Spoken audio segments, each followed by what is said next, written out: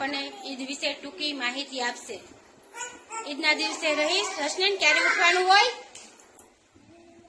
હે? વહેલું ઉઠી જવાનું. પછી વહેલું ઉઠીને ક્યાં જવાનું હોય? નમાઝ પડવા.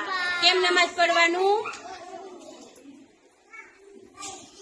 સરસ. હાલો પછી મોટાઓને કેમ પગે લાગવાનું? મોટાને પગે લાગવાનું ને દાદા દાદીને તમે કેમ પગે લાગો? કેમ ઈદ મુબારક કહો?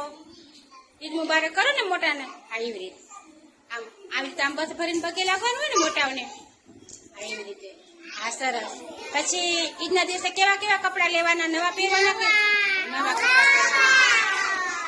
પછી રસોઈમાં શું બનવાને? રસોઈ શું બનાવો? બિરયાની બનાવીએ. પછી મીઠાઈ પણ લેવાની હોય ને? મીઠાઈ પણ લેવાની હોય. પછી તાજિયા ઉપાડે ત્યારે શું બોલે?